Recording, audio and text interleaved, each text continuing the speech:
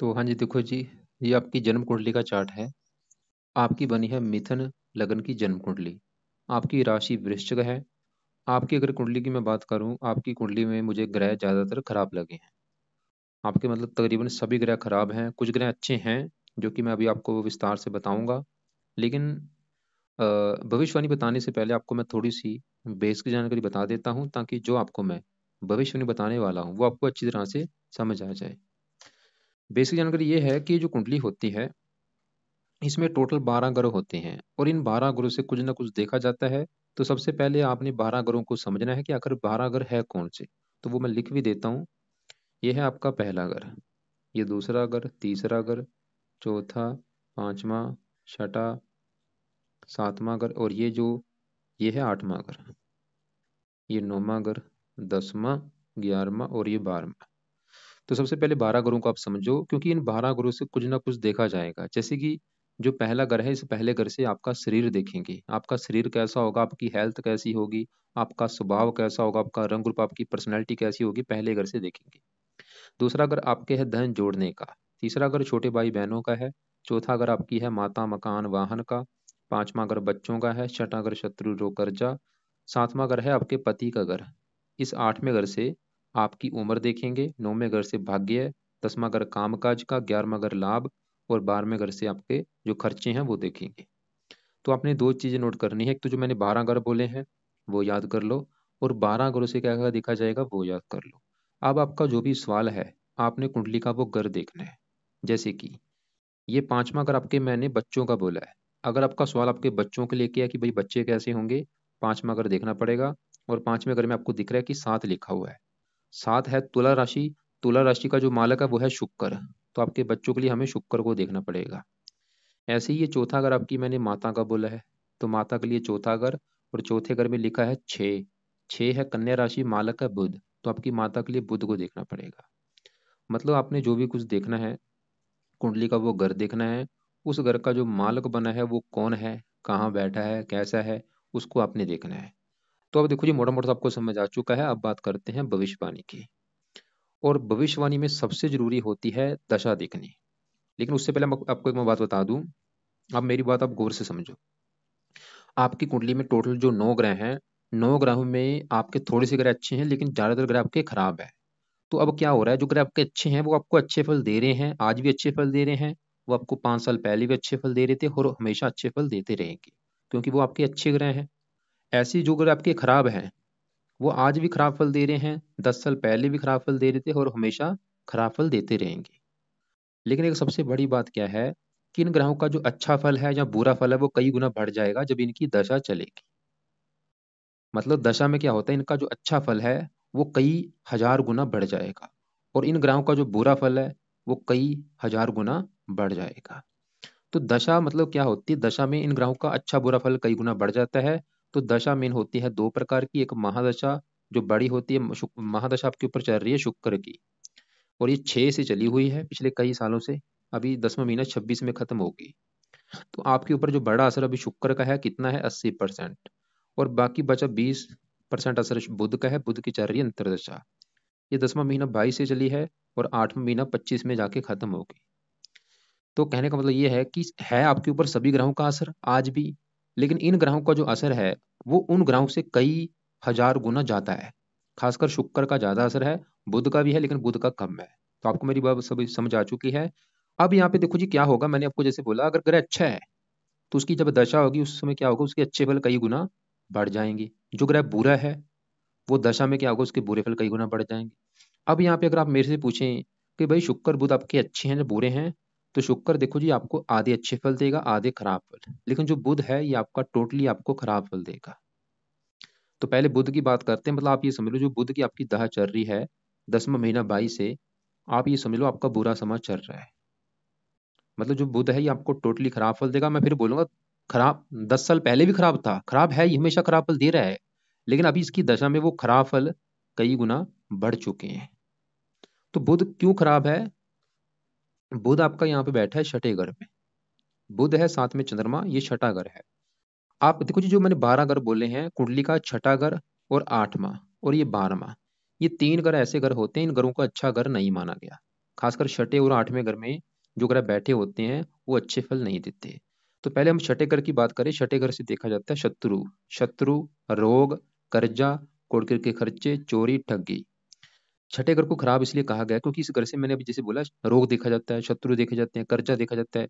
मतलब यहाँ पे जो बुध है, आपका बुध छठे घर में बैठा है। मतलब अगर आप मेरे से पूछें कि भाई बुध खराब क्यों लगा है, तो उसका कारण कि बुध आपका एक तो छठे घर में बैठा है, बड़ा कारण ये। दूसरा कारण, बुध छठे घर में यहाँ पे जो 8 लिखा है, ये 8 नंबर है वृश्चिक राशि, जो कि बुध की है शत्रु राशि। मतलब ये वृश्चिक राशि मंगल की राशि है। आपको मैं एक एग्जाम्पल समझाता हूँ। मान लो एक घर है, मान लो मैं आपकी बात करता हूँ, आपका जो घर है उस घर में आपका कोई दुश्मन आके बैठ जाए, तो दुश्मन आपके घर का क्या करेगा, नुकसान कर देगा। वो आपके घर में जो भी सामान पड़ा है वो सामान को तोड़ देगा। वो काम यहाँ पे बुध करेगा। बुध छठे घर में, एक तो घर अच्छा नहीं, ऊपर से ये मंगल की राशि जो कि इसका शत्रु है। तो बुध इस छठे घर का कर देगा बुरी तरह से नुकसान।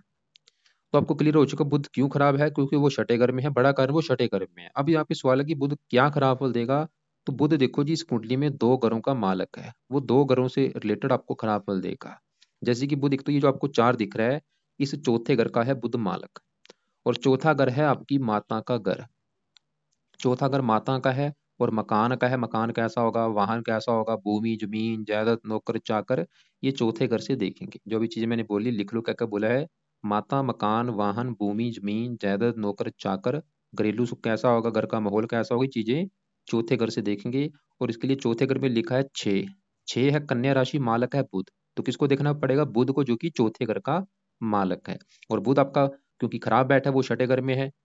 तो बुध देखो जी, चौथे घर के रिगार्डिंग आपको खराब फल देगा। यानी कि आपको माता संबंधी, मकान संबंधी, वाहन, भूमि, जमीन, जायदाद संबंधी दिक्कतें, परेशानियां लाइफ में पैदा होंगी।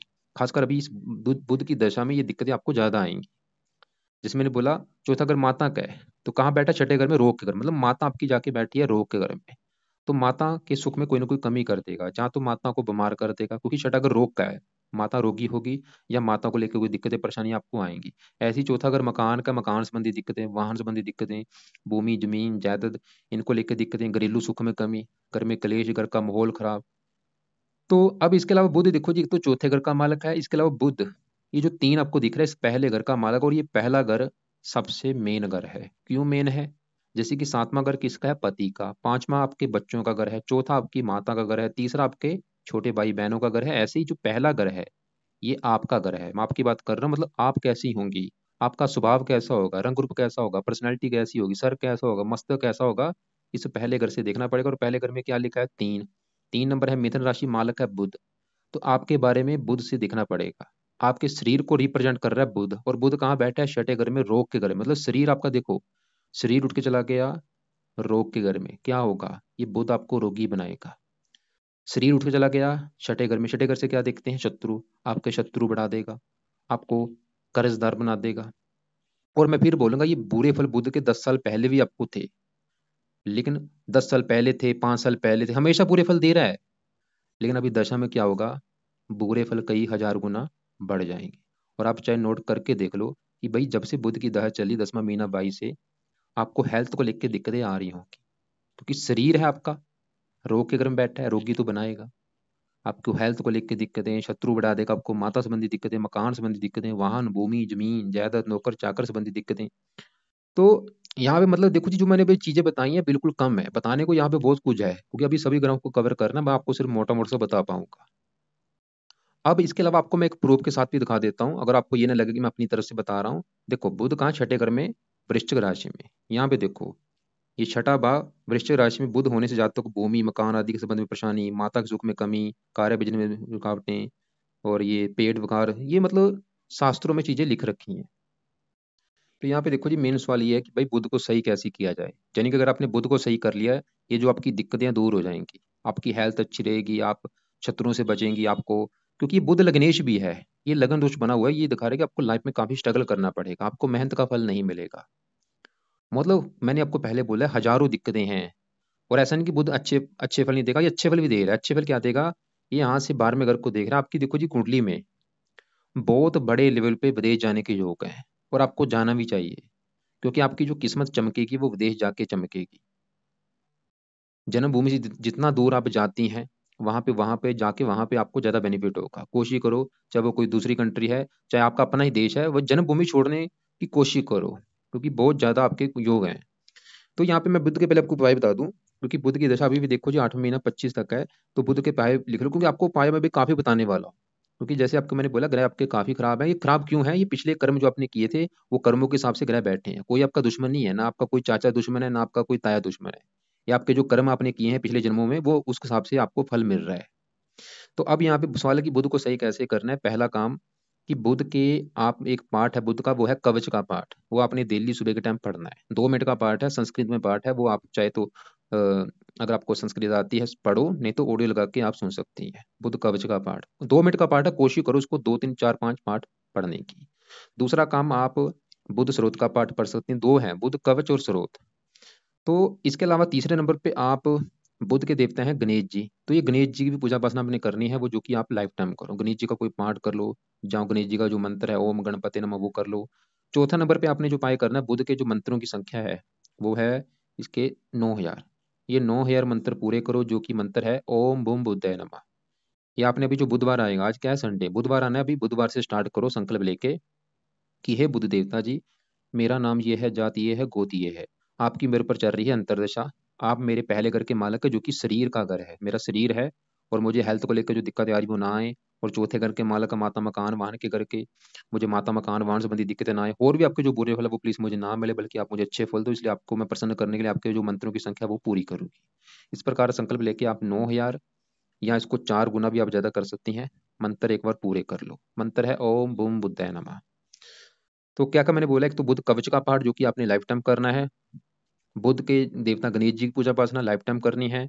और इसके अलावा बुध स्रोत का पाठ भी अगर आप कर सकती है वो भी करो। और आपको मैंने बोला ये मंत्र एक बार पूरे करके चाहे छोड़ देना। और इसके अलावा भी और भी काफी उपाय हैं, जैसे कि आप बुधवार का व्रत रख सकती है, कथा कर सकती है, आरती कर सकती है। लेकिन मेन उपाय जो मैंने बोला, कवच का पाठ डेली जरूर करो, और ये मंत्र एक बार पूरे कर लेना। अब देखो जी, बड़ी दशा आपके ऊपर चल रही है शुक्र की। बुध का तो असर कम है, शुक्र का बड़ा असर है। 6 से चली हुई है, 10वां महीना 26 में खत्म होगी। सवाल है कि शुक्र कैसा है। मैंने जैसे बोला शुक्र अच्छा भी है बुरा भी है। शुक्र आपका यहाँ पे बैठा है, ये है 8वां घर। यहाँ पे देखो शुक्र है, मंगल है, गुरु है, ये है 8वां घर। जैसे मैंने आपको बोला कि कुंडली का छठा और 8वां घर ये बड़े लेवल पे खराब घर माने गए हैं। 8वें घर से देखते हैं आयु, मृत्यु, तुल कष्ट, लंबी बीमारी, दुर्घटना, गुप्त रोग, गुप्त विद्या, ससुराल की स्थिति, गरीबी, रुकावटें। ये चीजें 8वें घर से देखते हैं। और 8वें घर में आपको दिख रहा है कि 10 लिखा हुआ है, 10 नंबर है, मकर राशि। इस घर का जो मालक है वो है शनि। ये चीजें हम शनि से भी देखेंगे। और 8वें घर में मंगल गुरु शुक्र बैठे हैं, शुक्र इनको भी। तो शुक्र की भी बात करें, क्योंकि शुक्र का बड़ा असर है कि वो भाई आपको क्या अच्छे बुरे फल देगा।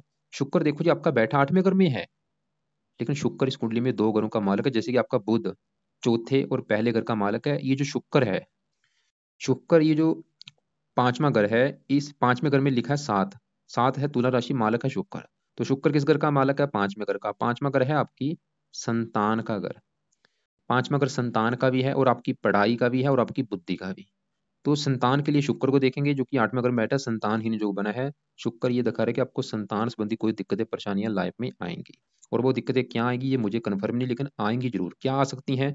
जहाँ तो हो सकता है कि आपकी संतान बीमार हो, या आपके कन्या ज्यादा हो, पुत्र कम हो, या संतान आपकी जीवन में ज्यादा आगे ना बढ़ पाए। ये संतान संबंधी कोई दिक्कतें देगा। 5वां घर पढ़ाई का, पढ़ाई में विघ्न, बुद्धि को भ्रमित कर देगा। इसके अलावा शुक्र 5वां घर प्रेम का है। अगर आपका सवाल है कि प्रेम विवाह होगा जो नहीं, तो 5वां घर प्रेम का है। 7वें घर का मालक, 7वें घर का जब भी मालक 5वें घर के मालक के साथ बैठा हो, प्रेम विवाह होता है। तो 5वें घर का मालक कौन है? शुक्र। और 7वें घर का मालक कौन है? गुरु। एक साथ बैठे हैं तो प्रेम विवाह का होगा। तो शुक्र के मतलब बुरे फल क्या है? ये संतान संबंधी दिक्कतें, पढ़ाई में विघ्न, बुद्धि को भ्रमित। और इसके अलावा शुक्र क्या करेगा? आपकी शुक्र भी हेल्थ को खराब करेगा। क्या हेल्थ को खराब करेगा? 8वें घर से देखते हैं गुप्त रोग। और शुक्र है गुप्त अंगों का कारक। आपको कोई गुप्त रोग होगा, गुप्त अंगों से रिलेटेड आपको गुप्त रोग ये दे सकता है। जैसे कि पेशाब संबंधी, प्रमेह, मधुमेह। शुक्र के काफी गुप्त रोग हैं, वो गुप्त अंगों से रिलेटेड, जो गुप्त अंग होते हैं उनसे रिलेटेड आपको ये गुप्त रोग दे सकता है। तो अब देखो जी, इसके अलावा भी ये विवाह का कर, थोड़ी सी विवाह संबंधी भी दिक्कतें आएंगी आपको लाइफ में। और लग्जरी लाइफ से भी रिलेटेड दिक्कतें, खर्चे का खर्च भी बढ़ जाएंगे, आमदन कम। तो यहाँ पे सवाल है कि भाई शुक्र को कैसे सही किया जाए। मेन सवाल ये है, क्योंकि इसकी दशा भी 26 में खत्म होनी है। तो शुक्र के लिए पहला आप उपाय लिख लो, इसका भी आपने सुबह के टाइम शुक्र कवच का जो पाठ है वो सुबह के टाइम डेली करना है। 2 मिनट लगते हैं एक पाठ करने में। कोशिश करो उस पाठ को 3 4 बार रिपीट करो, शुक्र कवच के पाठ को। तो पहला उपाय ये। दूसरा उपाय, आप शुक्र स्रोत का पाठ कर सकती हैं। तीसरे नंबर पे आप शुक्र के भी मंत्रों की जो संख्या है वो है 16,000। ये 16,000 आपने मंत्र पूरे करने हैं। कब करने हैं? पहला अभी जो बुधवार आएगा, पहले बुधवार से तो आप बुध के मंत्र स्टार्ट करो। मान लो आपने बुध के मंत्र स्टार्ट किए और आपका 1 महीना लगा या 2 महीने लगे, आपने ये मंत्र पूरे कर लिए, उसके बाद फिर आप शुक्र के मंत्र स्टार्ट करना। और शुक्र के मंत्र भी आपने शुक्रवार से स्टार्ट करने हैं, संकल्प लेके। संकल्प वैसे ही लेना है कि हे शुक्र देवता जी, मेरा नाम ये है, जाति है, गोद ये है, आपकी मेरे ऊपर चल रही है बड़ी दशा, मैं चाहती हूँ आपके बुरे फल प्लीज मुझे ना मिले, अच्छे फल दो।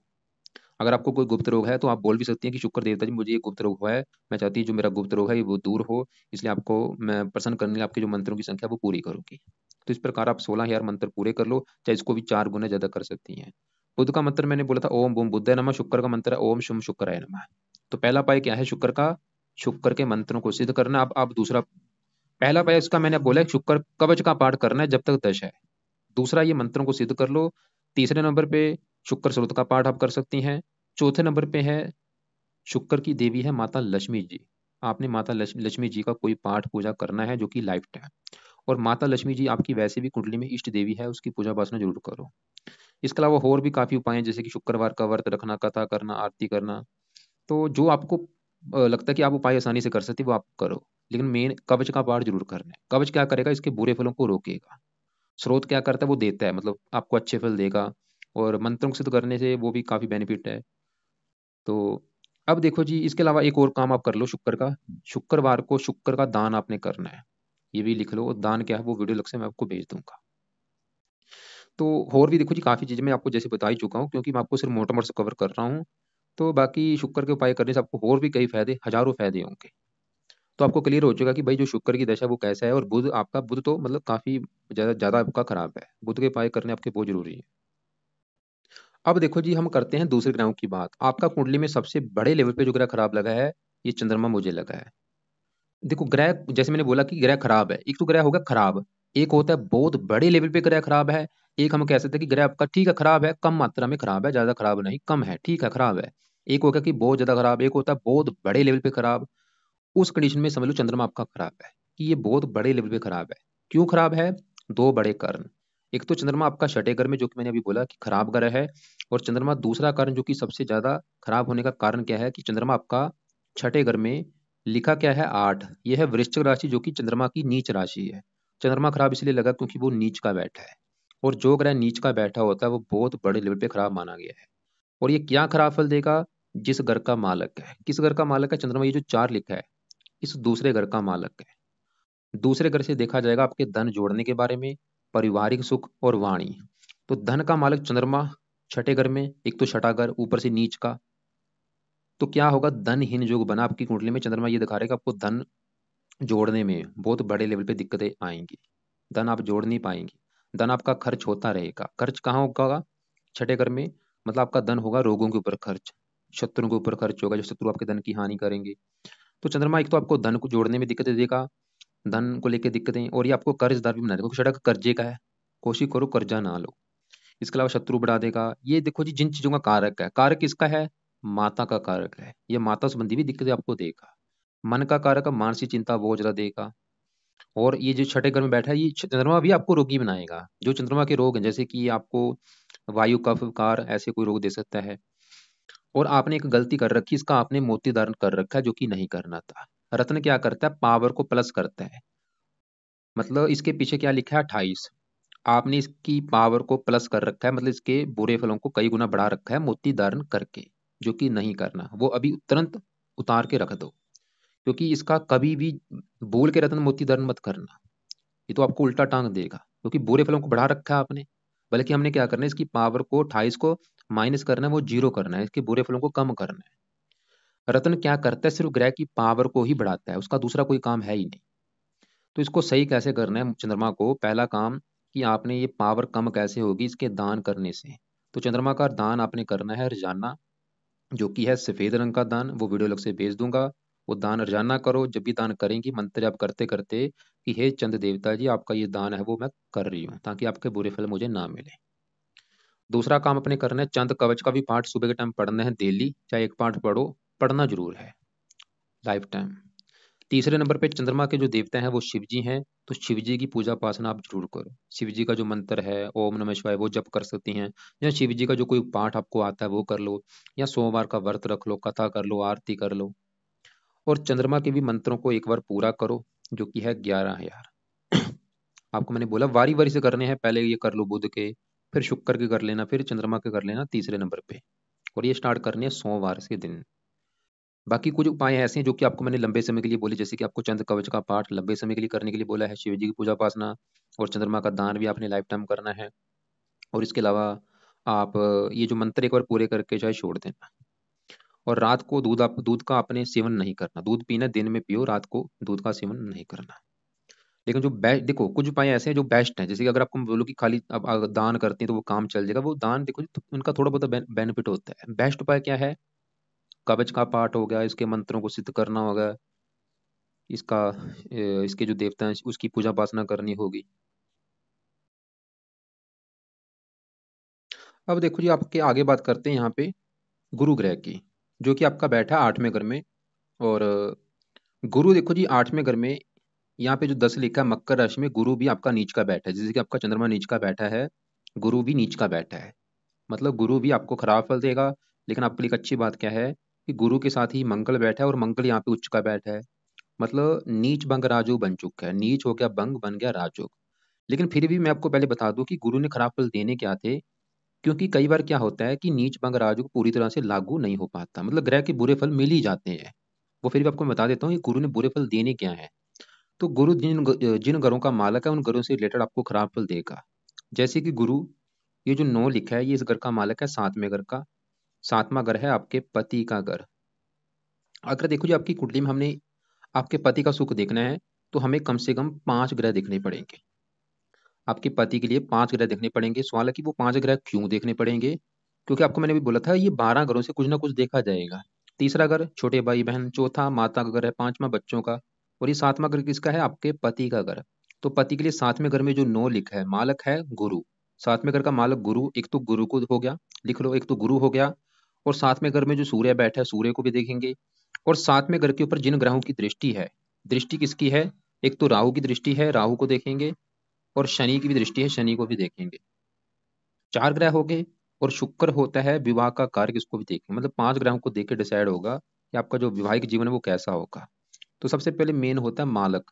7वें घर का जो मालक यहाँ पे 9 लिखा है वो है गुरु, जो कि 8वें घर में है। एक तो 8वां घर और ऊपर से नीच का बैठा है। विवाह भंग जो बना, गुरु ये दिखा रहा है कि आपको विवाह संबंधी दिक्कतें परेशानियां लाइफ में आएंगी। क्या आएंगी? 8वां घर बीमारी का, जहाँ तो आपका पति बीमार होगा, या पति से नहीं बनेगी, या पति से आपका तलाक भी हो सकता है, या पति आपका बीमार होगा, मतलब पति को लेकर उनको दिक्कतें। और गुरु ये जो 12 लिखा है, इस 10वें घर का भी मालक है। ये जो 10वां घर है, ये घर है आपके काम काज का घर, कि आप काम काज क्या करेंगे, नौकरी कारोबार 10वें घर से देखा जाता है। और 10वें घर में लिखा है 12, मालक है गुरु, जो कि नीच का, एक तो 8वें घर में। तो क्या होगा? गुरु आपको काम काज संबंधी दिक्कतें पैदा करेगा लाइफ में, नौकरी कारोबार जो भी आप करेंगे उसमें दिक्कतें लगी रहेंगी। 10वां अगर पिता का है, पिता संबंधी भी आपको दिक्कतें आएंगी, सरकारी कामों में दिक्कतें आएंगी, मान प्रतिष्ठा में कमी। तो ये गुरु के बुरे फल आपको मिलेंगे। लेकिन आपको मैंने अभी क्या बोला था कि वो जो बुरे फल हैं वो आपको जा तो मिलेंगे नहीं, क्योंकि नीच भंग राजू बन चुका है। जब मान लो मिल भी जाते हैं तो कम मात्रा में मिलेंगे। लेकिन फिर भी आप उपाय कर लेना। क्या उपाय करने हैं? गुरु के एक बार मंत्र पूरे कर लेना। कितने मंत्र है इसके? वो है 19,000। संकल्प लेके 19,000 कर लेना। लेकिन अगर आपको लगता है कि भाई इतने मंत्र कैसे कर पाऊंगी, तो आप चाहे रहने देना, लेकिन गुरु का जो एक पाठ है कवच का पाठ, वो आप कर लिया करो सुबह के टाइम, या स्रोत के पाठ, ये दोनों सुन लेना।